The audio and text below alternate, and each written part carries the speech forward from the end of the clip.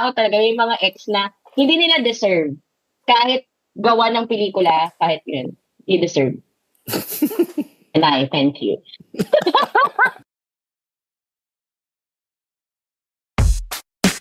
Listen up, yo.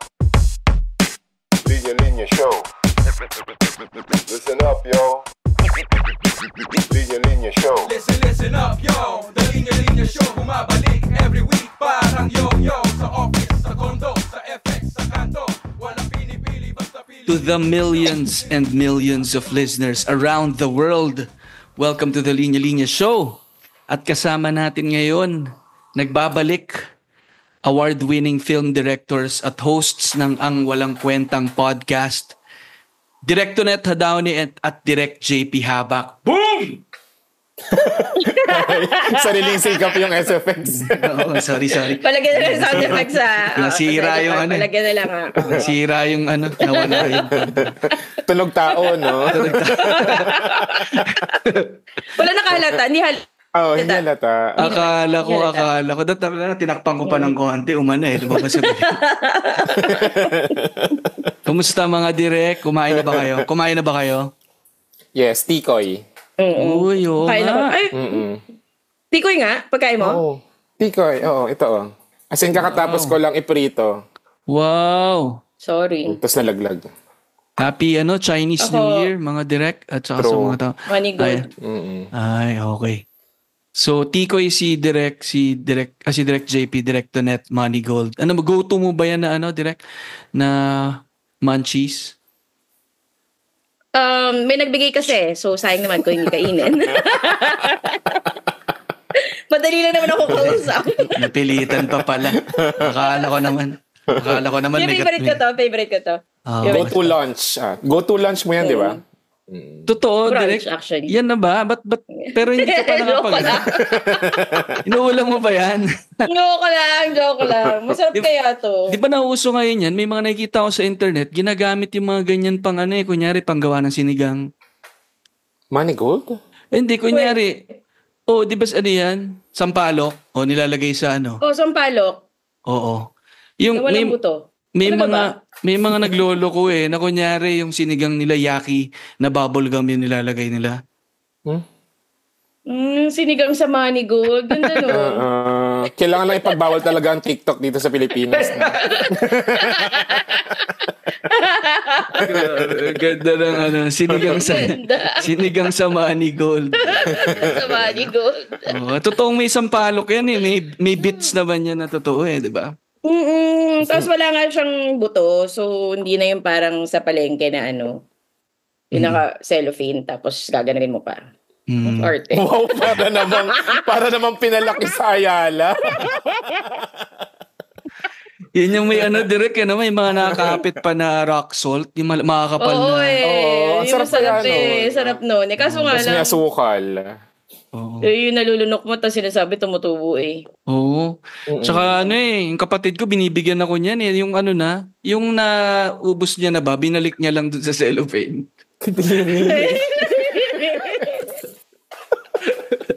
Sabi ko, wala yan.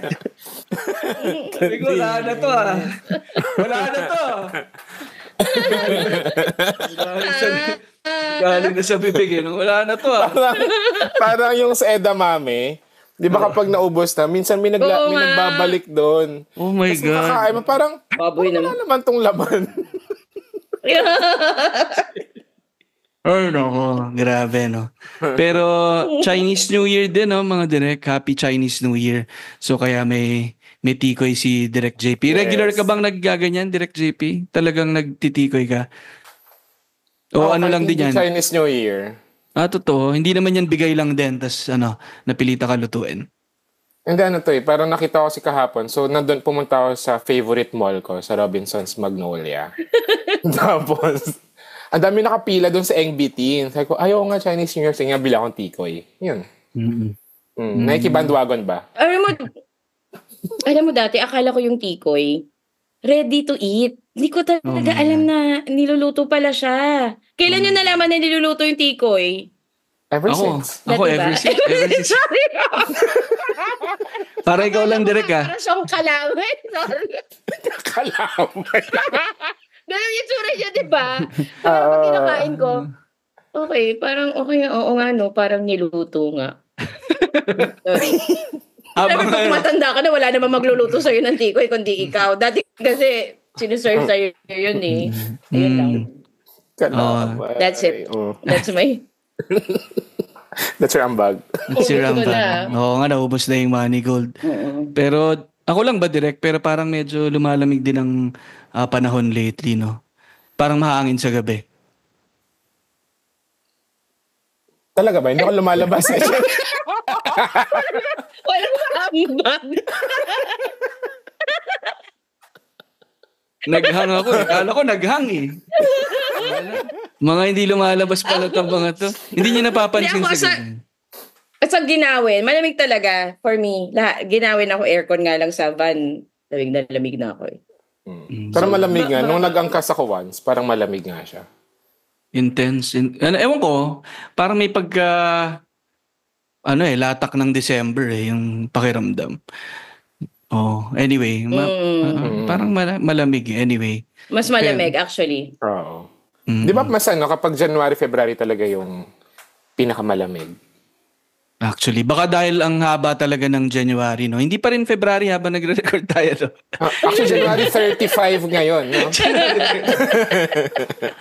January, grabe. Lagi natin napipila sobrang haba ng January. Oh, tas yung February naman, sobrang ikli naman, no? Parang talagang kinuha nung January yung ibang araw sa February, no? Literal. Oo. Parang okay na rin kasi ang lapit na nung Feb 12. Oo. Ay, oo. Dapat. Okay din Okay naman na ang mahaba. yung January. Para lumayo ng Papasalamat konti. kami may...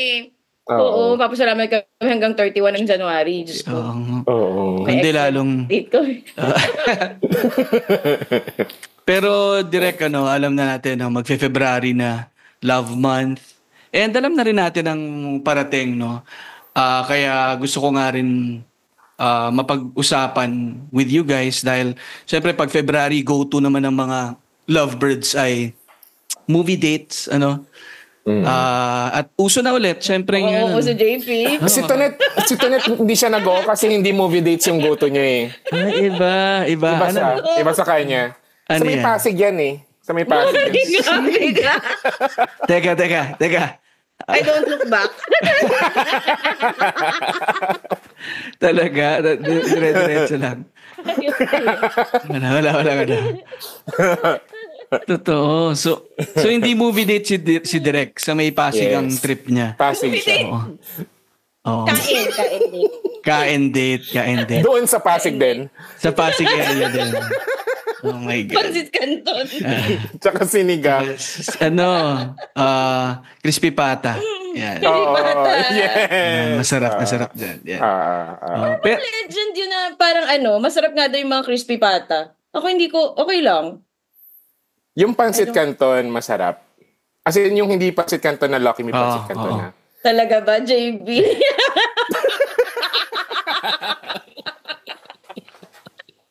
Anyway. oo nga eh. Yeah. Pero, well, medyo ungkata ng past naman ata yung mga pag-uusapan din natin ngayon, Pero, well, movie dates nga, yung naiisip ko, no? And, mga love team yung nasa isip ko, no? So, aminado ako mga direct, no? Hindi ganun ka lalim yung baul ng knowledge ko when it comes to rom-com films, no? And even mga love team. Pero kayo, ano ba ang meron ba kayong top of mind favorite na local rom-com film and why? Si Direct Tonet muna. Ako, Don't Give Up on Us. Starring Judy Ann Santos and Piolo Pascual. Directed by Joyce Bernal. 2000, 2000... Para mga 2014. Ay, hindi, joke lang. 2008? Hindi, 2006 or 7. Mga Ganun. ganyan. Mga 2006 or 2007. So, siya, nanggaling yung Piolo Juday. Nung time na yun, wala pang parang love team name. Hindi pa uso yung, di ba si Brangelina lang naman yung nagpauso nun. Wala pang Kathniel, Liz Ken, ganyan. So, si Piolo Juday. Di ba Twin Hearts yung nagpauso ng mga love team names? No, Brangelina yung una. Talaga? I think. May tawag ba yung kay Juday and kay Piolo? May tawag ba yung kanila? Jopay? Ano kaya? Hindi. Parang Piolday. Totoo. Yun nga. Teka. Parang okay pa yung akin Okay pa yung suggestion. Iba pala. Wala talagang pangalan yung kanila. Siguro dapat iisipan nila ng pangalan. Tapos may nagsuggest, sabi nila, wag na. Piolo Juday na lang. Okay na. Okay sila doon. Naintindihan nila. Nanggaling sila sa Till There Was You. Di ba yun yung una nila, Till There Was You? Pero may pinanggalingan si Piolo at Juday na isa pang pelikula. Yung multo si Leandro Muñoz. Kahit isang saglit. Leandro Muñoz. Kahit isang saglit. Classic. Tapos yun, ginawa na sila ng separate na pelikula sa Till There Was You. Tapos yung Don't Give Up on Us. Hindi, parang di nila alam. That would be their last film together. Hindi pa yun nasundan. Si Piolo at Juday. Normal ba yun mga direct na parang sa love team? Sabi mo may sinundan siyang pelikula na parang kasing ibang love teams, di ba nanganganak siya from an earlier film na posibleng hindi sila yung main na love team pero gumana sila and then ginagawa ng bago or na-test out na sa unang beses and then gagawa ng isa pang sarili nila. So parang ganun yung nangyari kay Piolo and Juday. Meron na silang initial and then ginawan sila ng isa pa. Parang, oo. Nakita talaga yung chemistry. Tama di ba, JP? Sa kahit isang saglit. Piolo yun, di ba? Yes. Pero ang Piolo talaga and ni Juday. ang partner talaga Yung ni love Juday, si Leandro Muñoz talaga. Classic. Pero naman nategi naman. kasi si Leandro Muñoz. Oo. Ay, talaga ba? Ay, sorry, spoiler alert, yes. Ay, akala ko sa totoong buhay. Hindi. Sorry. Gulat ako. Hindi sa spoiler. Hindi naman yung spoiler kasi yun talaga yung premise. Nasa trailer. Multo talaga si parang ex-lover niya si Leandro. So, in essence, parang ghost. Oo. So, and I in love si Juday sa isang kay Piolo. So, tinatry niyang paghiwalayin, ganyan. So, parang love triangle. Yung iba, ito, kahit isang sagit. Tapos after nun, Till There Was You, tapos Don't Give Up on Us. Ayun. Effective rin Till There Was You nila Sobrang funny nun. Sobrang ganda nun. One of... True to its genre, yung rom-com. Rom-coms. Early 2000. Ngayon ko lang ulit narinig si Leandro Muñoz. Grabe kasi yung ate ko talagang in love dun eh. Di ba may kapatid pa siya? Di ba may Si Carlo Muñoz. Si Carlo Muñoz. Si Carlo Muñoz. Oo. Long hair ba yung kapatid niya? The Muñoz brothers. Maikli lang yun. Maikli yung buhok rin. ni Carlo. Maiksi lang din yung buhok. Oo. Pero parehas. Si Mas Leandro Leandro Muñoz ako. parang ano rin siya. Parang naalala ko military cut ba yung buhok niya? May pagkaganon eh. Hindi ba? O... Parang buzz cut, ganun. Ewan ko. Basta parang Baka sa ibang pelikula niya siguro. Sa ibang yung memory ko kay Leandro mo dyan. So, Don't Give Up on Us yung kay Direct Tonet and Judy Ann and Piolo. Grabe naman yung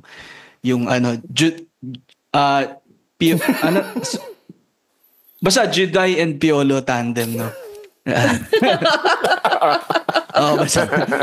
Grabe yan, grabe. Sige, Direct JP kayo, meron kayong favorite rom-com. And kasabay na rin yun siguro yung... Ay, sa iba Direct Tonet, favorite na rin yun, love team, hindi pa? Wala akong favorite love team eh. Kasi yung era natin, namin, wala talaga love team. Late na yung love team. Parang pumasok recently na yung love team. talaga siya.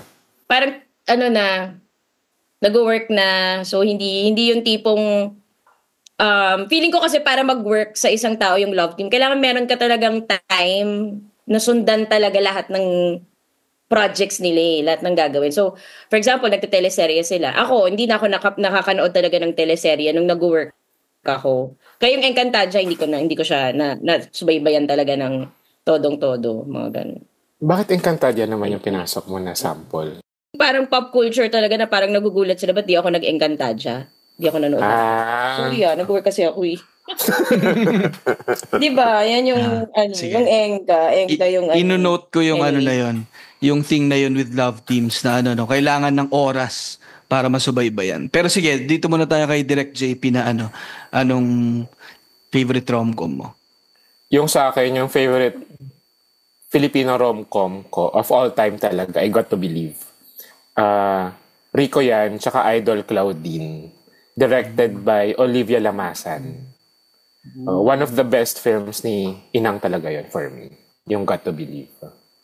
Wow. Pero mas nauna to kaysa Till There Was You ata or halos sabay. Kasi 2002 yung yung Got to Believe eh. Ay, hindi 2002 ang Till There Was You. Tama. 2002 ang Got to Believe. Wow, Rico. Si Olivia Lamasan. Direct Olivia Lamasan. 2003. Yes.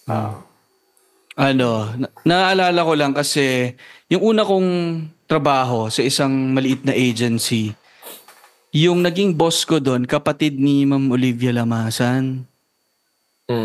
Oo, kapatid ni Ma'am Olivia. Miss Mary?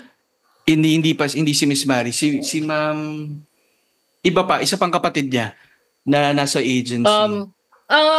Hindi ko kilala. Hala, nakalimutan ko yung name niya. Pero, nakakatawa, sobrang bait niya. Tapos, sabi niya sa akin, pag may times daw na nahuhuli siya ng MMDA sa daan. Sinasabi niya. Sinasabi niya. Sabi niya, ito premiere tickets para sa pelikula. Budol. Ganda. Ang galing. Yung mga kaibigan naman nating enforcers, syempre, mga fan din niya ng mga rom-com. So, pelikula.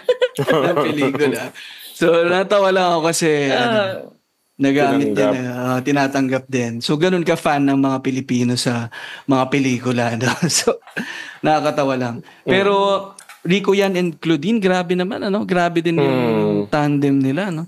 Totoo. Andun si Carlo Muñoz sa Got to Believe. Tsaka si, Nikki Valdez. Hindi ba si Carlo Muñoz? Oo, siya yung paano ba? Parang crush ba? Basta may gusto yung character ni Nikki Valdez. Hindi, may gusto si Claudine kay Carlo Muñoz dun sa film. Pero sinisikret lang ni Nikki tsaka ni Carlo. Dahil nga baka masaktan. Ganda nung art na yun. Ang ganda ng art na yun. Nasa kotse sila. Oo, ang cute. Nagko-aminan. Doon nagkaalaman. Anyway. Ano ba? Parang naging tradition na rin ba sa mga rom-coms or sa mga pelikula na galing talaga sa mga pamagat ng kanta yung nila, yung title. Madalas. Or parang Oo. Madali din kasing madali agad na may anchor na agad na kanta. Dahil ang laki ding factor nung kanta sa buong pelikula. True. Totoo. True. Tapos siguro malaking factor din na yung ABS-CBN ay merong recording music arm. So, parang hitting two birds with one stone yung kanila. Na habang pinopromote nila yung pelikula, napopromote yung kanta na ginawa nila ng bagong version. At the same time, pag pinapatugtog yung kanta na bagong version, nako-connect nila dun sa bagong movie. Oo.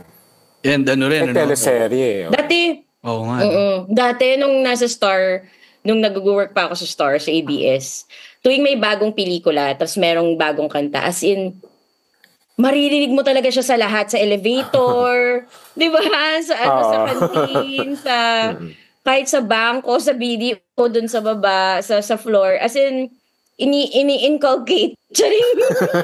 I-inculcate yung song sa buong life mo pag nandun ka sa ABS sa office. Tapos, even pag lumabas ka, parang yun yung goal na parang it's everywhere. nasa radio stations, kapag nag-iintay ka sa mga government offices, pwede siya tugtugin, ganun. So parang ganun ka ka-whole yung promotions dati ng isang pelikula kapag may kasamang theme song. Totoo. Part din pala ng marketing, kasi nga in-house na rin yung artist, mapopromote yung artist, and then mapopromote yung kanta, and then yung parang pagiging recognizable nung song, parang agad-agad may recognition yung mga tao. Tapos hindi mo na kailangang ipa-LSS pa sa kanila. Alam na nila yung kanta. Parang gano'n, no? Oo. Kaya may tendency na i-rehash yung old songs to a new version. And then, yun yung magiging anchor niya. Kahit nga minsan kahit nagamit na yung song sa film, i-cover uli, gagawa ng bagong recording, ganyan. Maraming ganun. Ikaw, Direct JP, same ka ba with Direct Tonet na wala kang favorite love team? Oo. Feeling ko kasi parang yun nga, parang growing up, parang sobrang prominent na love team nung time na yon, nung 90s, ganyan, early 2000. Recently na lang talaga nagkaroon ng clamor for love teams. Dahil feeling ko nga, nagkakaroon ng pangalan yung love team. Kaya parang mo siya as a single person. Feeling ko ganun siya. Yung love team, parang isang entity sila, ganyan. Dahil nga may name yung love team. Before, wala namang ganun. Parang, kahit nga yung Guy and Pip, Guy and Pip lang sila. Wala silang love team name, di ba? So parang hindi mo sila i-expect, kumbaga, na lagi sila kasama, ganyan. Yun. Ako... Pero kung meron akong... sorry, go. Go, direct. Kung meron akong sasabihing favorite, pero hindi kasi sila love team, Piolo Juday talaga ako. As in, sila yung... Kung kailangan pumili, kahit hindi sila love team, Piolo Juday. Kasi, poging-pogi talaga ako kay Piolo, lalo nung time na yun. As in, sobrang pogi niya sa Don't Give Up On Us. Sa mga nakikinig at nanonood ng linya show, grabe. Grabe si Piolo dun sa Don't Give Up. Tsaka pero hindi siya tao. Oo. Yung Till There Was You, may eksena doon. Kasi grabe, sobrang chiseled kasi talaga ni Papa P. Tapos may isang eksena doon na chiseled. Nasa duyan siya. Nasa duyan si Piolo. Tapos yung shot ni Direct Joyce, parang nakafocus muna doon sa abs niya. Tapos lumabas si Juday, kumakain siyang kanin. Na walang ulam. Doon nag-start yun eh. Doon nag-start na abs palang ulam na. Oo. Grabe yun. Yung difference din kasi ng Piolo Juday na love team, quote-unquote. Parang si Juday, hindi siya parang Claudine Barreto na maputi, na sobrang parang mukhang yayamanin, mukhang rich kid, yung super talaga. Parang, hindi ako. Parang kung nagsama kami for example, sa MRT, unang isipin ko, siguro may experiment si Claudine. Pero si Juday, ang difference niya, parang siyang barkada ko, parang siyang ate ko, natapos sa mga pelikula, nakukuha niya si Piolo. Nakukuha niya yung ganong kapogi. With just how she is. Ganong level. Parang with just how she is na maganda, lalo nung time na nag-Till There Was You, kasi nung before Till There Was You, iba yung image ni Juday, galing siyang Esperanza, galing Mara Clara, galing Ula, yung hindi... Oo. Tapos nung Till There Was You, doon di ba nag-change yung image na doon, JP? Yes. Naging parang the woman. Ganun na. As in carefree, nagyoyosi, di ba? Nagyoyosi, hindi yun usual sa mga even sa mga bagets nga ngayon na artista, pagyosihin mo sa pelikula, principal's office ka, di ba, Pep? Si Juday, nagyoyosi, nagmumura, ganun. So, ang ganda nung change ng branding niya. Kaya siguro siya yung parang favorite rom-com star ko and love team si Piolo. Kasi nakukuha niya si Piolo lagi sa dulo. Na hindi, ibig sabihin parang hindi mo kailangan maging kasing ganda, kasing puti, kasing kinis, kasing rich kid ni Claudine Barreto. You can be yourself and be funny, have a personality, be matalino, kasi smart yung characters. Makukuha mo pa rin si Piolo. At ang daming parts ng mga pelikula niya, si Piolo yung humahabol sa kanya. Fantasy. Fantasy si Ate Juday ko. Iba talaga siya. Iba si Juday. Tapos funny siya eh. Si Juday yung funny niya, witty na funny. Saka maganda ng delivery ng comedy ni Idol Juday. Ganda ng delivery parang ng comedy. masungit. I think siguro, Oo, may ganon. May taray. merong sass. Ganon. may taray. Yes. Oo. Saka siguro kasi, ang galing ng trio nila ni Direk Joyce. From Till There Was You to Don't Give Up On Us. Galing ng comedy, ang galing ng painful parts. Ang galing ng script. Wala. Love. Pero Hindi gets nyo pa yung napapanood yun. oo nga, ganda ng point niya na kaya mong i-identify yung sarili mo with the character, no? With the main character. Parang mas kaya mong isipin yung sarili mo sa posisyon niya. Ang hirap lang for guys siguro na i-identify yung sarili namin kay Papa P, ano? Lugi.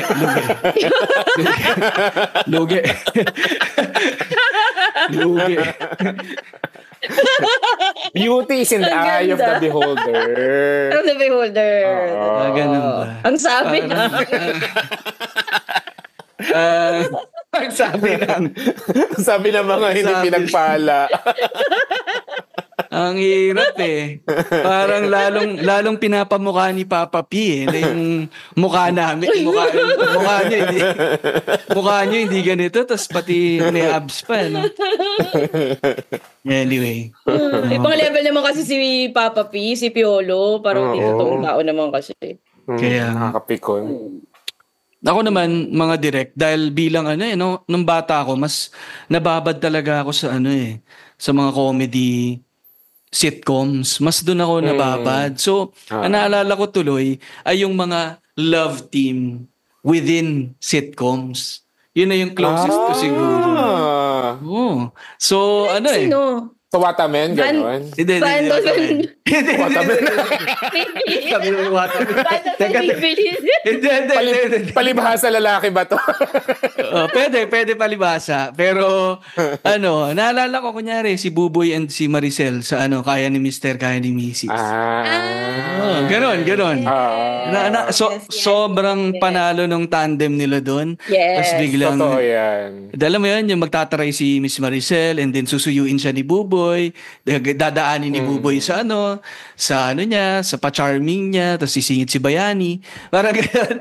Yan yung exposure ko. Ganda, oo. Ganda ng sitcom na yun. Ganda ng sitcom na yun. Kaya ni Mr. Tapos, syempre, OG na Kevin Cosme, tsaka si Ason, no? Si Ason.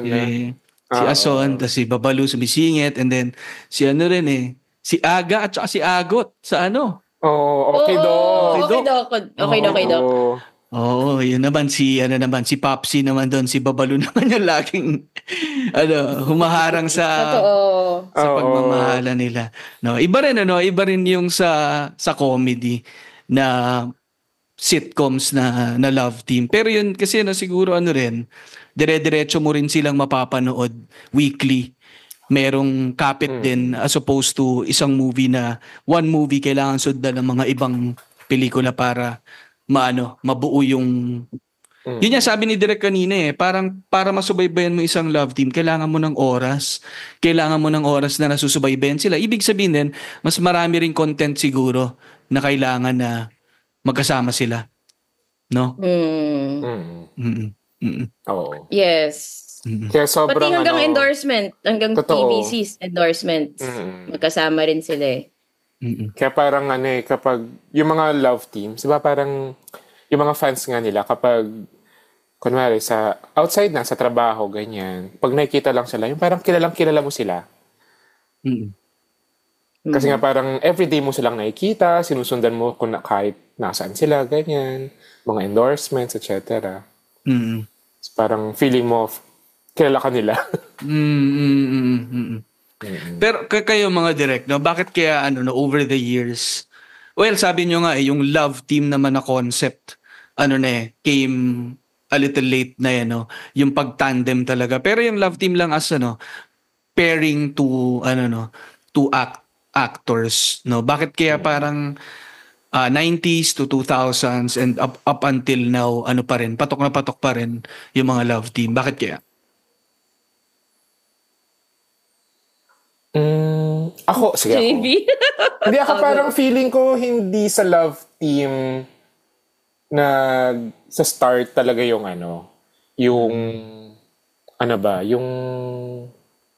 yung pagkakaroon ng malaking fan base. Feeling ko dahil nga nag-start siya either sa pelikula or sa series na romance tsaka rom-com. Ang hilig natin mga Pilipino sa rom-com. Or I think kahit hindi sa Pinas parang kahit saan ka magpalabas ng rom-com, parang meron siyang audience.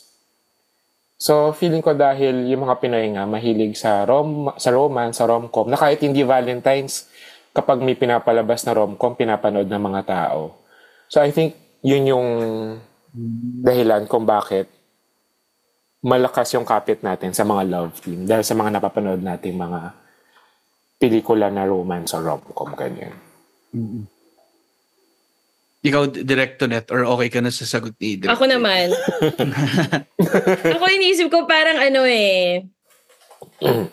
dala rin ng natin. Hindi, not to be political, but it really is about, for us watching movies, in essence, I still, as an escape, sa realidad natin. Parang, tapos naging na lang, another layer, yung rom-com. Kasi, ang rom-com naman, yung stereotype ng story ng rom-com, kahit anong mangyari, kahit anong pinagdadaanan nila, langit ka, lupa ako, may best friend na ganyan, may pamilyang ganito, sa dulo, magkakatuluyan sila. Yan ang sure.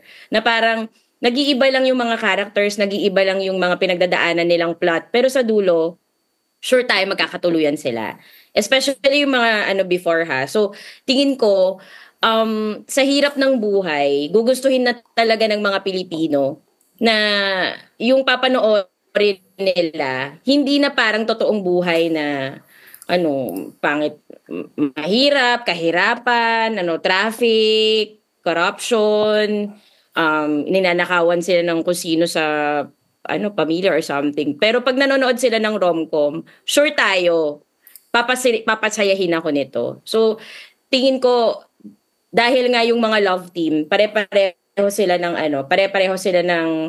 mga pelikula. I mean, hindi sila pinaghihiwalay sa mga project. Mas yung investment mo, mas sure ka na parang, sa next project nito, sure pa rin ako, papaligayahin ako nito. Hindi nila ako bibiguin sa kahit man lang in real life, kahit man lang sa pelikula, makahanap ako ng love, kahit, alam mo yung parang happy ka na, yung kabaliktaran ng Schadenfreude, ano ba yun?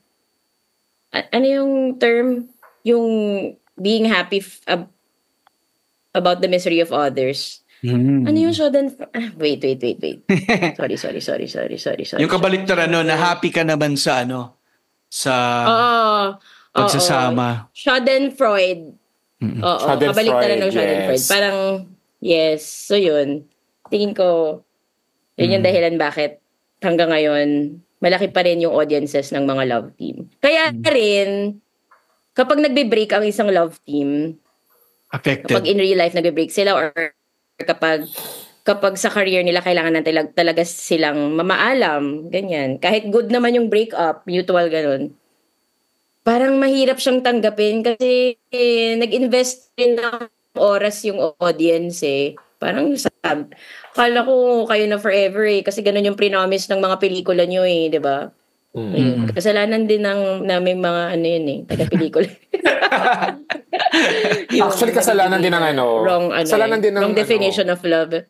Oo, kasalanan din ng education system. Oo, may mga love team din naman sa mga pinapabasa sa atin sa school pero nagigets kasi sabi ni Direk na escape talaga rin syempre ang panonood ng pelikula. Ang hirap ng buhay.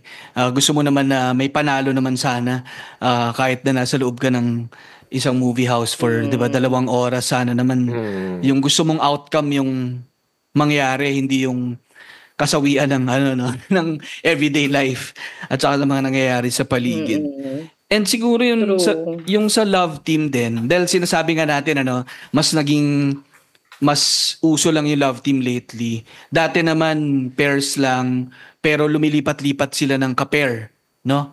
Siguro may something din yung yung pag-stick to one love team, nakakadagdag siya ng fantasy sa mga tao din, na talagang mas close to reality yun, na isang tao lang yung kapartner mo talaga, and you're holding on to that couple na dito man lang hindi maghihiwalay itong dalawan to, parang ganun, no? So may ganung kapit din ang love team, Kaya tama si Direk na din dahil invested ka sa time and energy mo, no, na panoorin at subaybayan sila.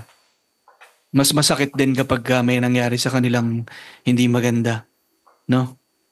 Or yun nga, maghiwalay at least sa yung tandem nila sa screen, no? Hi.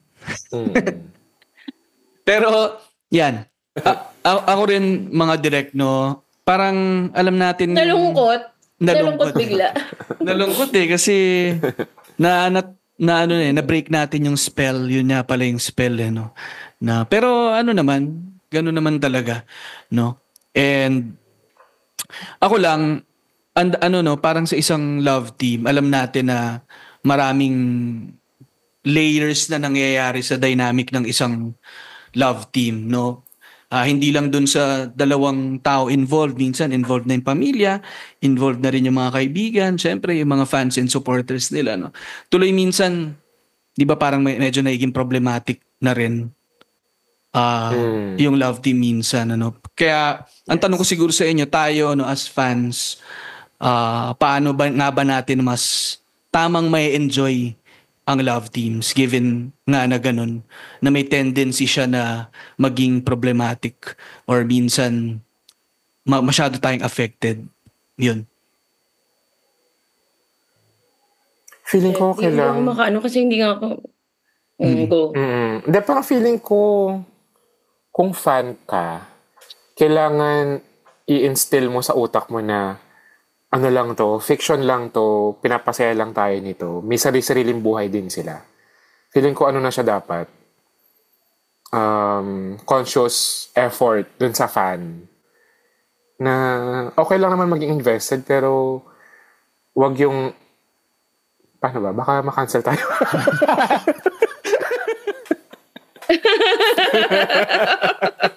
Hindi, parang feeling ko kasi parang nasa tao dapat yun na parang kailangan isipin mo na lang to. As in... Fictional. Scripted. O fictional. Ganyan. Trabaho. Yun. Parang feeling ko kapag mo yun sa utak mo, na trabaho lang nila to, napasayahin tayo. Diba? Hindi ka magiging toxic fan. Parang ganun. Pero tricky rin yan for fans, kasi sa galing ng mga pelikula natin, sa galing ng mga actors natin, ng mga storya natin, tinatry i-portray ng movie yung as realistic din as possible, or parang maging totoo. So parang syempre madodraw ka doon, makukompel ka doon sa story, and then kailangan mong gisingin yung sarili mo pagtapos na nga pala, lang siya, pelikula lang siya. Happy lang tayo dito, dapat ganon. Pero yun yung tendency, kasi nga pag na-draw ka masyado dun sa pelikula o kaya sa love team nga, na parang totoo na, baka may mga iba na hindi makakalas dun sa sa pagiging fictional niya. Totoo. Okay lang naman yung malungkot na kunwari kung mag-break yung love team. Pero wag to the point na parang wag to the point na parang parang nagagalit ka na sa kanila, parang gano'n. Yung may ganong projection. And ako rin, parang siguro ang isa ko rin na naisip, parang iba na rin yung dynamic ngayon with the actors and actresses kasi parang may nawalang wall eh. Dati kunyari sina Claudine and Rico, 'di ba, parang papanoorin natin sila. Pero wala ka na siya masyadong alam about them. Labas dun sa napanood mo. And then ngayon na ang daming platforms na pwede mong subaybayan yung mga social media. Oo yung mga artista parang nasisilip mo na lahat ng ginagawa nila. Agree. Kaya parang kaya parang social media. Parang okay din yun in a way dahil nga sinasabi natin, di ba, yung gusto natin na kapag sinusubaybayan natin yung isang love team, mas marami tayong nakokonsume na ginagawa nila. The thing is, pati yung very personal na nasasama na rin. Kahit na may makita ka lang na IG story niya na ano naman, dapat hindi naman parte nung storya na sinusubaybayan mo, namimix pa yun. Parang ganun, no? Oo. Kaya nagkakaroon ng Finsta yung mga artista eh. Nang ano direct? Nang Finsta? Finsta, di ba? Yung mga na naka-private. May mga ganun yung mga artista eh. Para lang meron pa rin. Oo. Parang for ano lang nila. For personal, close friends. Ganyan. Pero kayo direct, JP and Direct to Net, ito bang rom-com? Kasi definitely no, mukhang sumusubaybay talaga kayo sa mga rom-com noon, fans kayo. Ngayon, nung kayo na yung gumagawa ng pelikula, talagang conscious choice ba na rom-com din ang isa sa mga main na gagawin yung pelikula? Ako, sige, habang naglalag si Tonet. Nararamdaman ko yung hirap ni Direct to Net para tinatry ko ang tawirin yung mga sinasabi ko eh. Kahit alam ko nagsastruggle si Direct to Net sa situation mo. Parang balik na Okay. Ako siguro, hindi talaga siya planado yung sa akin. Kasi yung first feature film ko nga, yung I'm Drunk, I Love You na rom-com, pero iba yung ending different siya sa mga ending na mga usual rom-com na happy ending, ganyan. I mean na ending na nagkakatuluyan nga yung dalawang characters, ganyan. Iyon, parang ano lang siya, paano ba? Parang, siguro, di ko alam kung masasabi ko siyang aksidente na naging rom-com yung genre of choice ko, parang ganon. Kasi parang nung nag-start ako, parang nagtatry lang naman ako magsulat ng iba't ibang genre, ganyan. May family drama nga ako sinusulat, mga ganyan. Tapos yun nga, rom-com. So parang nung nagawa na yung first feature film ko, sunod-sunod naman yung mga projects na romance yung genre. And I think, ayun, natuwa rin ako sa kanya. Kasi parang tulad ng sabi nga ni Tonet, yung kung bakit nanonood yung, kung bakit in love tayo sa mga love team or sa mga rom-com. Kasi nga parang ako din, as a director, as a filmmaker, parang may ganun din akong pagtingin sa mga rom-com na parang masaya siyang pampahappy na pelikula. Na yung totoong rom-com as in equal parts romance saka equal parts comedy. Diba? Parang susundan mo yung journey nila na kung paano sila mag-fall in love, pero nakakatawa siya. Tapos pagdating sa dulo, happy ending siya. So parang busog na busog ka with happiness.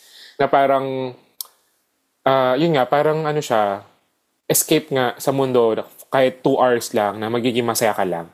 So parang sa akin, ganun din siya kapag gumagawa ko ng rom-com na parang gusto kong kiligin, yung kilig na gusto kong maramdaman, yun din yung kilig na gusto kong maramdaman ng mga manonood. So kaya ako fan, gumawa rin ng rom-com. Yun. Director Net, kaya pa. Parang totoo na yung pagpikit ni Tonet. Kaya. Hindi na siya lang. Ano yung pinag-usapan natin? Doon tayo sa, Don't Give Up on Us. Charing. Ang layo!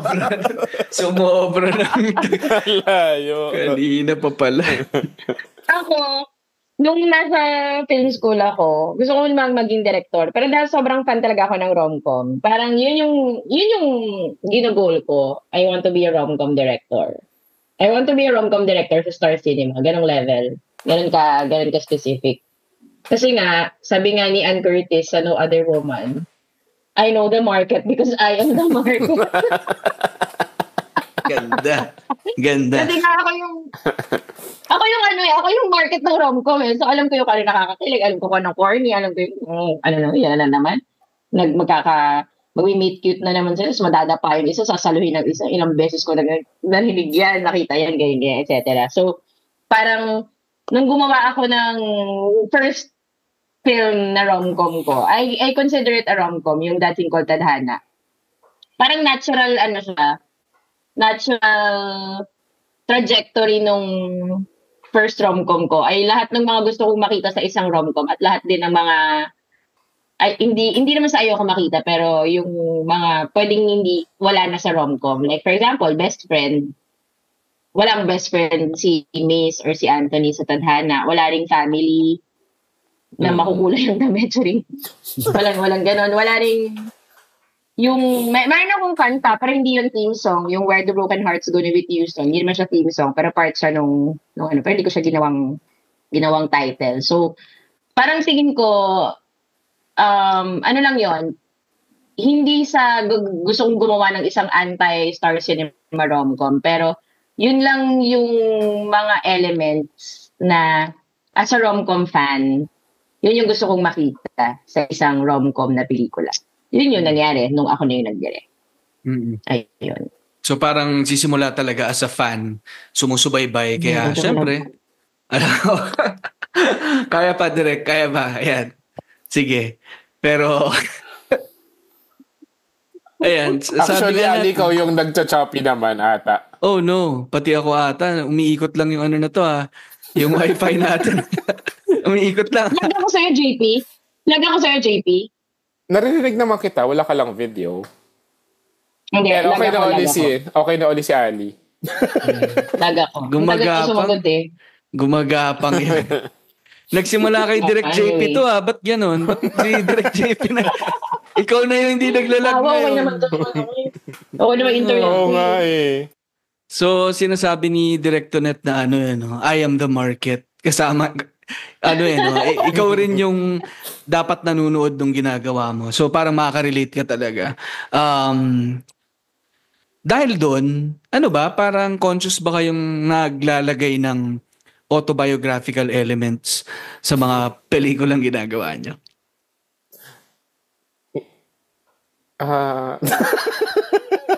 Sorry. Ano ba? I didn't catch that. Sorry, go.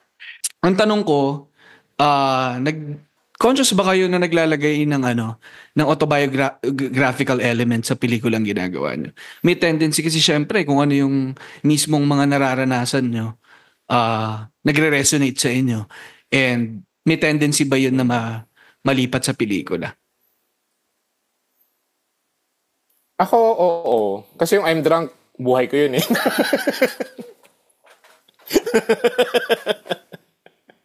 Non-fiction pala. Pero after that, parang feeling ko, pero yung mga sumunod na, parang may mga touches na lang na parang, ito na-experience ko to, lalagay ko to dito. Parang bagay siya. Mga ganun na lang. Pero hindi na siya buong pelikula tungkol sa akin. Parang okay na. Nagawa mo na yung documentary mo. Okay na yan. Nagpa-writer's notebook. Director's notebook pala. Oo. Sige, Directonet, ikaw. Yung sa akin naman, parang pag gumagawa ka ng pelikula, whether rom-com or hindi, malalagay mo talaga yung sarili mo as a director. Parang, lalo kunyari sa amin ni JP na writer and director kami nagsusulat ng pelikula namin. Parang, it's inevitable na malalagay mo yung sarili mo kahit isang isang experience, hindi lang isang experience, hindi lang isang eksena no. Parang ako yun. Marami. Lalo sa akin, kasi karamihan ng mga lead characters ko babae. Hindi karamihan, lahat ng lead characters ko babae. So, parang 'di ba when you write, yung loyalty mo, it's not even sa kabuuan ng pelikula, or it's not for the fans or not for the yung loyalty mo talaga dun sa lead character mo eh. Parang ikaw yung, kung hindi man ikaw yon, ikaw yung best friend na sa tama o mali, kakampi ka ng lead character mo. So, kung yun yung logic, parang kahit anong mangyari, medyo autobiographical in a sense na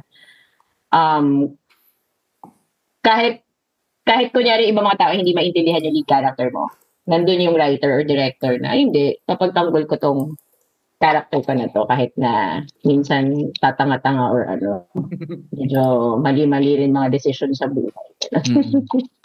Doon din siguro siya nagiging pinaka-totoo no?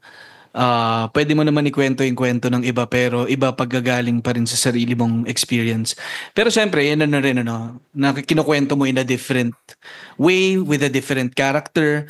Except siguro yung I'm Drunk, I Love You nga ni Direk na na siya talaga yun. Kumbaga ako.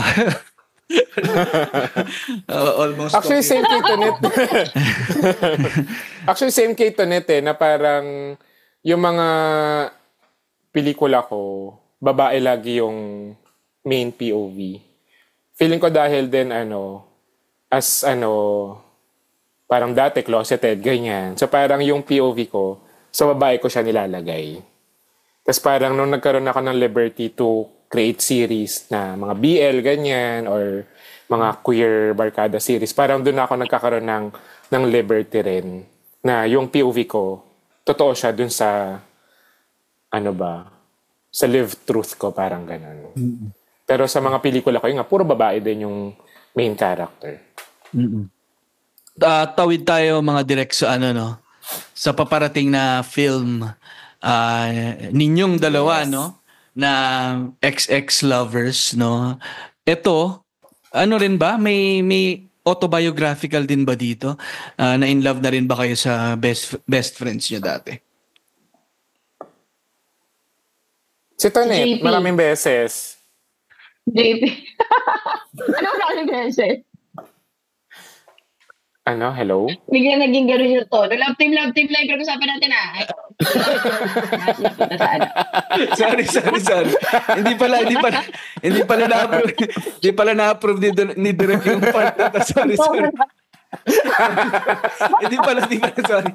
Inano ko na to, tinanggal ko na to Bakit? Joke lang. JP, isang buong episode. Loving your best friend, right?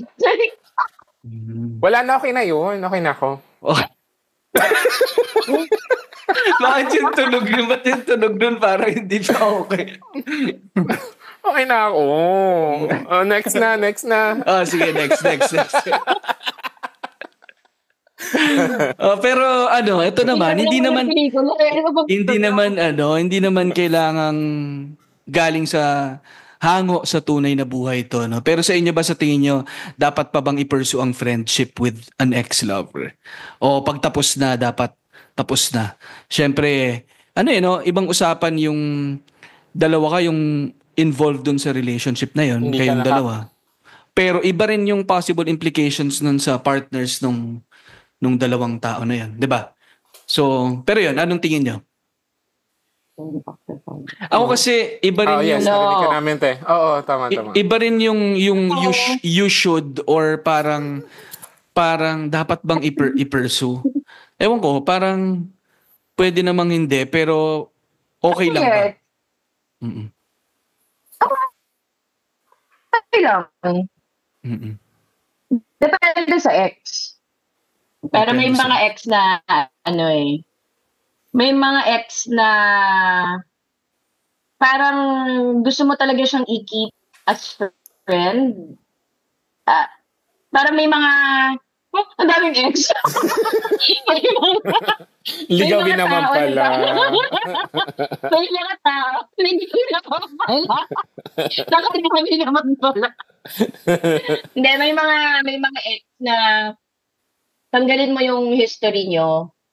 Okay talaga siyang tao. Okay siyang friend. Okay siyang, parang beyond na. Tapos, siguro mas madali kapag mas okay yung breakup or mas madali kapag mature na kayo pareho. No, na-accept nyo na wala hindi talaga Tapos parang pag magkikita kayo, wala na talagang wala nang anything na romantic. Pure lang talaga, connection and friendship. Kaya yun. In the same way na meron din namang mga ex na parang buti na lang nag-end. Sana hindi na nag-start, di ba? Pinatagal.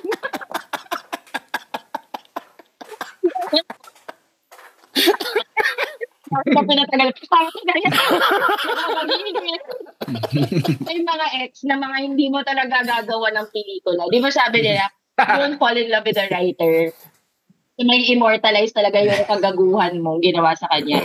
May mga ganon. Swerte pa yun. Meron talaga, yung may mga tao talaga, may mga ex na hindi nila deserve.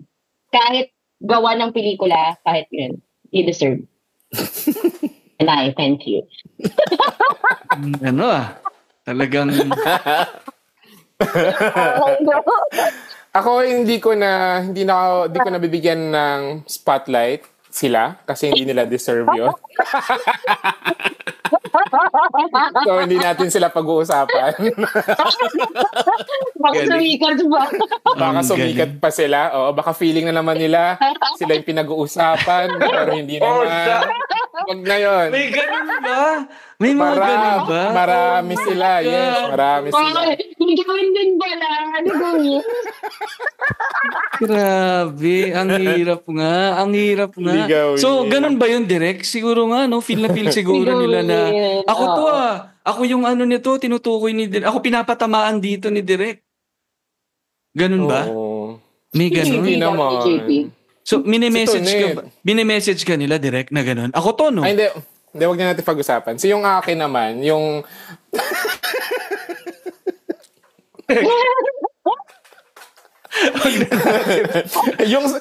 yung para sagutin yung tanong mo kung okay lang i-pursue yung friendship with an ex, yun na lang yung pag-usapan natin. Sige. Yun, parang feeling ko siya. Puta nag-clap ka niya. Oo, feeling ko yun. Natural order of things. Kapag mature na nga kayo or okay yung breakup, minsan na lang yung friendship nangyayari na lang siya ng mas natural din, nang hindi siya pinipilit. Yun. So, parang not necessarily kailangan mo siyang i-pursue, pero mangyayari siya kung mature kayo pareho. Yan. Yan okay din yung feeling siguro na yun, na kasi in the first place, meron namang reason kung ba't siguro kayo nag-connect kung kaya yung sinasabi ni Direk na kung wala lang yung masalimuot na nangyari, kaya kayo nag-break. Kung matino naman talaga siyang tao, okay din na ma-reconnect yung part na yun ng tao na yun, no? Pero again, kung kaya nga nandun yung ipupursue mo ba o hindi, maganda rin yung sinabi ni Direk JP na okay yung natural, wag nang ipilit kung hindi naman kailangan. Siguro may mga instances lang din mga Direk na na parang hindi mo naman pinipilit pero napupunta kayo sa isang lugar, kunyari.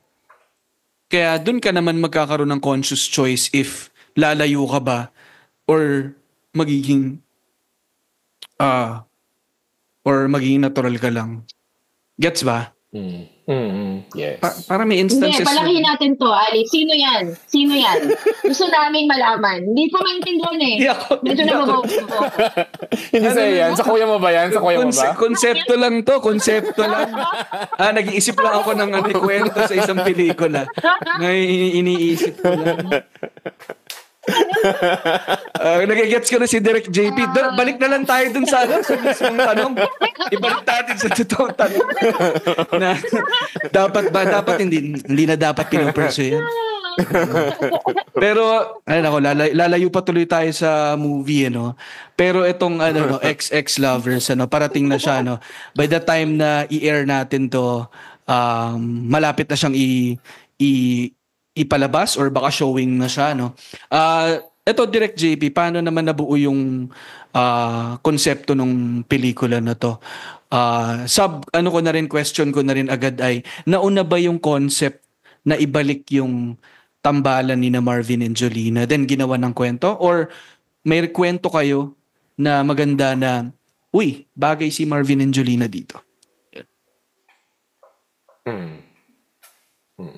I think mas ito net yung makakapagkwento kasi sila yung kasama na talaga ever since sa Ay, okay. pagplano ng comeback. Yes. Okay. Yes. Direct to net. Matagal na yung naglalag ba ako? Hindi. Narinig niyo ako? Yes. Hindi na ako masyado naglalag. Okay. Nag-start to matagal na. Mga 2018, 2019. Yun pa yung start nung gusto namin silang ipa-comeback. Tapos, for some reason, hindi natutuloy. Nung una, siguro pwede sa schedule or feeling ko hindi pa yun yung tamang material para sa kanila. Kasi yung isa sa mga sinambit namin parang romance drama, very mature love story. Ang pinag-uusapan ay tungkol na talaga sa mga about marriage, crumbling of a marriage, etc. Tapos meron pang part na naging sexy yung story nila. So, hindi siya rom-com in essence. So, nung binalikan na namin na finally, na parang sir, tuloy na natin to after na ng pandemic. So, syempre, nung pandemic na binbin yun. So, nung tinuloy na namin, parang sinabi ni Marvin na gusto nila rom-com talaga. Kung ano yung genre na minahal, kung saan genre sila minahal, ganun yung gusto nila. In fact, itong version na to ng XX Lovers, hindi ito yung original na version na on board na si JP. Yung first version niya, Malta pa rin, pero hindi talaga siya rom-com. Di ba? Parang rom-com, pero hindi ganito na parang straight up romance and comedy. Parang ang daming characters, ang daming issue na gustong itackle, ganyan. So, meron kaming isang meeting na nag-usap-usap na parang sinasabi ni Sir Marvin, okay na kasi kami sa script. Tapos parang si Sir Marvin, sabi niya, parang hindi, parang kailangan pa nating ma-push. Na-push din yung... Kailangan ma-push yung internet. Ako yung moment na to kasi nagbabakasyon ka, boxing time yun kasi nag-meeting kami, tapos parang nagkaroon ako ng moment na parang, hello? Kaya pa ba? Ay, ito pa ba ako? Narinig ka namin. Ano ko isang stories na nakabangko sa akin na ko na siyang piling. Hindi siya natutuloy or walang sigurong tamang timing, ganyan. So, sabi ko kay JP, meron concept na kung ganito, gusto mo ba nitong concept na to? Tapos nung nag-go si JP, sinulat ko yung outline. So, nung sinubmit ko kay na JP, tsaka kay Marvin Jolina, outline lang siya. Tawag namin doon scriptment. So, parang sequence treatment na may konting linyahan na parang script. So, nung nagustuhan na nila yun na, pinursu na namin. Kumuha na ako ng co-writer, si Christine Gabriel, na writer din ng iba't ibang marami mga star cinema movies. Pinagtulungan namin yung script. Tapos yun, hanggang makaabot na kami sa Ito na yung final version ng XX Lovers. Which is, kung ano yung in order, yun yung binigay namin. So, kung ano yung Marvin Jolina na minahal natin sa Labs Kita Okay Ka Lang or Hey Babe, yun. Yun yung Marvin Jolina si XX Lovers. Tumanda lang. And I thank you. May madadagdag kayo, Direk? JP? Din yun nga, parang tulad nung sabi ni Tonet, may meeting na nga kami noon with, may script na kami na happy na kami, ganyan. Tapos, nag-meeting kami with Sir Marvin, Miss Jolens, ganyan. Tapos doon nga nila sinabi nga, parang yung sabi ni Tonet na parang meron pa siyang maipupush. Tapos parang part din doon sa meeting namin na parang may nasabi na hindi, parang iba yung brand ng Marvin Jolina na love team niya. So parang ako, yung naging naging assignment ko noon for myself, panoorin ulit yung mga pelikula nila. Tapos doon ko naintindihan ano yung sinasabi nila na ano yung Marvin Jolina na minahal ng mga tao nung 90s. Tapos yun na, parang kaya naging smooth na rin yung pag-revise ng script ni Tonet. Kasi parang nagets na namin ano yung in-order nga. Yun. Ang ganda na pero may happy, pero oo. Tsaka, may mga doon sa unang script na final, hindi na finals, pero yung sa unang script na nasulat nun, may mga natira naman kami doon na naipasok pa rin namin dito sa sa script ngayon na sobrang happy kami. Yeah. Kasi hindi siya, parang wala siya masyadong, hindi niya pinopush. Walang pinupush na agenda or kahit na ano. Parang gusto mo lang sumakay dun sa kwento nila, kiligin, tsaka mapasaya. Parang ganun. Ang ganda rin na nagkaroon ng alignment kayo with them, no? Tuloy mas naging collaborative din. Kasi syempre kayo may sarili rin kayong kwento in mind no?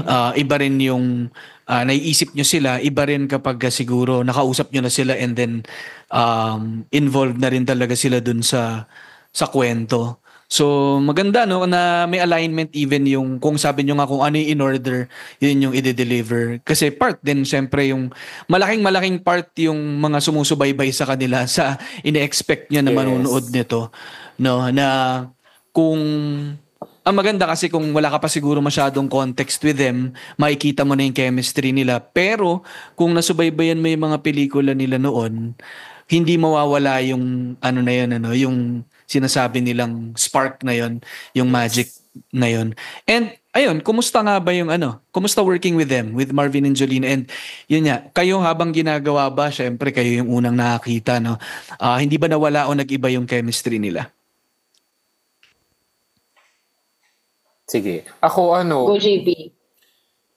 Sobrang fun ka-work nung dalawa. Tsaka, totoo yung kilig. As in, hindi siya manufactured na kilig. As in, sobrang natural na lumalabas dun sa dalawa. Kasi feeling ko, yung friendship din nila, sobrang totoo rin. As in, yun yung friendship na meron sila. Yun yung na-nurture. Simula nung naging magkatrabaho sila hanggang ngayon na meron na silang sariling pamilya. Parang, kaya nagkakaroon ng ganong na natural na kilig from them. Kasi sobrang totoo rin ng friendship na meron sila. Tapos, lumalabas siya sa screen. And then, working with them, sobrang saya. Kasi parang kagabi, naghahanap ako ng mga photos, so mga BTS photos, ganyan, na parang ilalagay lang namin din sa film. Tapos, as in, pag nakikita ko yung sarili ko na nasa monitor, or kapag nagtitik, or kapag kausap ko yung mga actors, yung dalawa, lalo na yung dalawa. As in, lagi ako nakatawa, or nakangiti, ganyan. Parang, grabe, parang, na-capture nung camera kung gaano kasayang katrabaho yung dalawa. As in, walang eme. As in, sobrang saya nilang ka-work. Ako, parang sa side naman ng as producer, dream team talaga sila. As in, bibigay nila, nung start pa lang naman, yung sinabi nila na bibigay all in sila dito. In fact, executive producer sila sa XX Lovers. Parang tinupad nila yun and more. Kumbaga, minsan ka lang kasi magkakaroon talaga ng comeback film di ba? Yeah. Hindi na nila magagawa ulit yung siguro after 25 years na lang ulit pagagawa sila ng comeback film. So, nung sinabi nilang tataya sila dito, tinodo nila. Parang nagugulat na lang sobrang sipag nila sa promo. As in, grabe. Di ba, ilang taon na si Marvin at Jolina, pero kung magsasayaw-sayaw, tsaka lumipat-lipat from SM Mall of Asia, papunta ng SM Sangandaan, ganyan, kung saan. Kala mo, mga teenager, walang pagod. Parang, nakikita mo talaga sa kanila na gusto talaga nila tong gawin. Gusto nilang, parang, feeling ko na-energize sila pag nakikita nila na bumabalik sila sa parang kung paano sila dati. Na, yun, may mall show. Kaya, pinupush talaga namin yung mga mall show kasi ito yung mga bagay na ganun sila Ganun sila before Kinakwento pa nga ni Marvin tsaka ni Jolie nung sagsagan ng gimmick. Nagkaroon sila ng mall show sa Mega Mall show. As in, ang lala. Level na magsa-stampede sa sobrang daming tao, hindi sila nag-mall show. Ganun level. Hindi sila nakapasok ng Mega Mall, hindi sila pinapasok ng security. Tapos kailangan nilang pumunta sa The Balls para sabihin, sorry po, hindi na po kami makapag-mall show dyan. Ganung level. So parang tingin ko, tama lang deserve nilang dalawa na mabigay yung ganitong klaseng comeback film, na ganitong klaseng promo, ganitong klaseng alaga. Kasi ganun yung alaga nila sa pelikula. Yung parang pagkatrabaho mo sila, mahiya ka sa kanila, natatamad-tamad ka. Totoo. Mahiya ka talaga. Mahiya kang parang, oh my God, sila nga kaya nila yun eh. Parang si Sir Marvin, patawag yan, 7 a.m. sa akin, mga kamusta na, mga ito yung ako na mga deal, magba-block screening sa ganito, ganyan. Parang nakaka-inspire yung ganong klaseng mga katrabaho na even at that age, pa sila, parang yung passion nila sa trabaho nila, parang pang fresh grad, ganun. Totoo. And, Tsaka din, parang ang saya rin nilang yun nga, yung collaborative effort ng pelikula. As in, ramdam na ramdam ko yun sa kanila. Na parang, dito ko rin napapractice yung kung anumang comedy na meron sa katawan ko. Parang na-experiment ko sa kanila. Tapos, pumapayag sila. Tapos, yung binibigay nila more pa doon sa ine-expect ko. So, sobrang saya nilang ka-collaborate. Sobrang saya nilang collaborator. Yan. Kaya rin siguro, tuwang-tuwa yung mga tao sa kanila kasi sila mismo, masaya sila sa ginagawa nila. No, mahirap din magpasaya siguro sa iba kung sila mismo at saka hindi sustainable. Isipin mo, yan, tagal na nilang hindi nagka-work together pero ngayong nagka-chance ulit, pinush nila and then kitang-kita nga sa the way they're pushing for the film na they're enjoying it, no? So lalabas talaga no kung yung mismong tandem ay happy sa ginagawa. And kaya ako lalo kong na-excite na mapanood din to. Tinry ko ring balikan yung mga eksena sa mga lumang pelikula nila. And wala, ang galing talaga nila pareho ang natural Tapos ngayon na after 25 years 25 years na ata after nung nila yung isa sa mga pelikula nila ay Labs Kita Okay Ka Lang. Yung Labs Kita Okay Ka Lang. 25 years after. Napanood ko yung interview nila sa ABS-CBN, yung kay MJ Felipe. Parang kinikilig din ako tawa ako ng tawa kasi ang natural talaga nila humirit. Si Marvin, ang kulit niya humirit Tapos yung parang may halong pang-aasar ba kay Jolina, tapos parang halong confidence na di ba naging tayo? Di ba nag-I love you ka saan? Parang masasali ka talaga dun sa sa kulit at sa kilig with them And isipin mo yun niya after 25 years, may ganun pa ring spark and magic yung tandem nila. Kaya wow, grabe, nakaka-excite lalong mapanood to. And I'm sure yun nga parang feeling ko you guys made sure na yung spark na yun nandun pa rin nung dati nilang tandem. Pero feeling ko may bago ring nabuo bilang mas matatanda na sila ngayon, mas mature na, mas may mga pero may ibang flavor din na may expect dun sa tandem nila, feeling ko. Oh, yes. Lalo na dito sa film. And yun, direct kailan ulit ang showing nito and saan ba nila pwedeng mapanood yung film? Ayan, sige, showing na yung XX Lovers ng Feb 12. So Wednesday yan. In all cinemas nationwide, pinagdarasal na naming lahat. All cinemas talaga, Oo, in all cinemas nationwide. Tapos may international screenings na inaayos na. Nakasabay na rin, di ba, ng run. Tapos, yung premiere night namin, Feb 10, sa SM North. Yan. Tapos, may advanced screening din kami ng Feb 6 naman sa Gateway. Yun, mukhang dun ako sa premiere makakapunta sa Feb 10. Sana. Nandun kayo pareho direct sa 6 and sa 10. Nandun kayo pareho. Andun din yung cast. So, andun din yung Jolina, Marvin, Juan Carlos, tsaka si Loisa. Yes. Wow, grabe rin. Juan Carlos din and Loisa, looking forward din na mapanood sila sa pelikula. So XX Lovers, sa mga nakikinig sa atin, salamat sa syempre pakikipagkulitan sa amin, pakikipagsabayan sa sa pag-lag ng ibang parts ng episode. sa pag-hang on. Pag-hang on. Kapit lang, guys, And at least tuloy-tuloy pa rin yung kwentuhan naman namin. Salamat sa pagsama dito sa show na to at syempre, sana makita namin kayo sa Feb 6 or Feb 10 at sa mga ibang dates pa na available yung movie. Share nyo rin tong episode na to, no, para ma-invite din natin yung mga ibang listeners na mapanood din yung pelikula na to ni na Direct Tonet at ni Direct JP. Ayun, nako, exciting, no? Meron pa ba kayo gustong sabihin, Direct Tonet and Direct JP? Ikaw, te. Maraming salamat sa mga nag-share ng teaser, ng trailer, ng poster.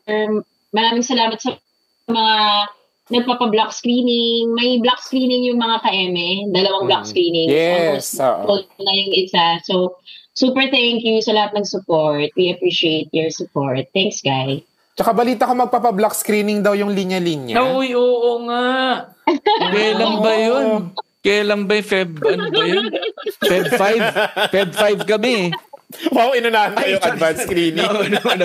Yung ano pa, wala pa yung edit. Wala pa yung edits.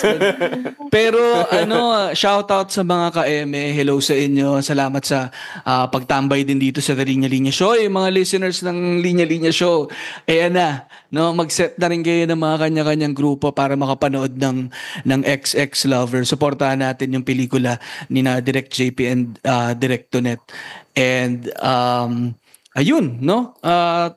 Tuloy ang suporta sa pelikulang Pilipino, ang daming offerings na, at salamat kina Direct JP and Tonet sa pagpapatuloy na sa paggawa ng mga ganitong klaseng pelikula na pampasaya, no, sa napakarami ng pinagdadaanan ng mga Pilipino.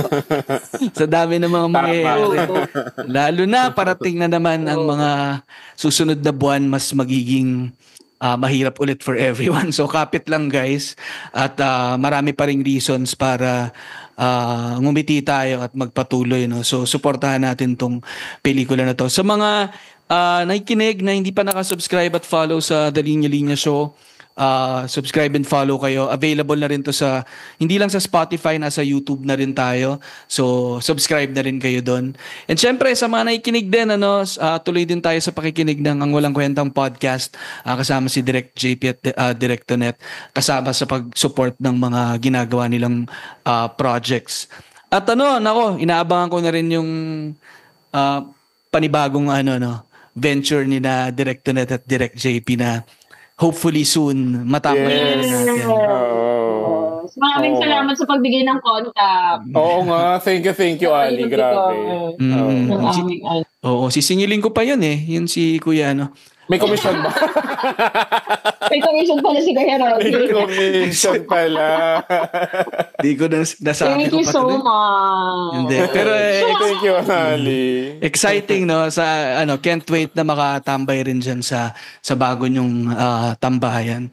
And ayun, thank you so much, Direct Tonet and Direct JP. Masaya ako makapag-catch up with you guys at ma-discuss itong parating yung project. Thank you so much. Thank you, Ali. Salamat, sobra. Ayun. Thank you. Thank you, everyone. Ingat kayong lahat. Nood kayo ng pelikula. Bye-bye. Bye-bye.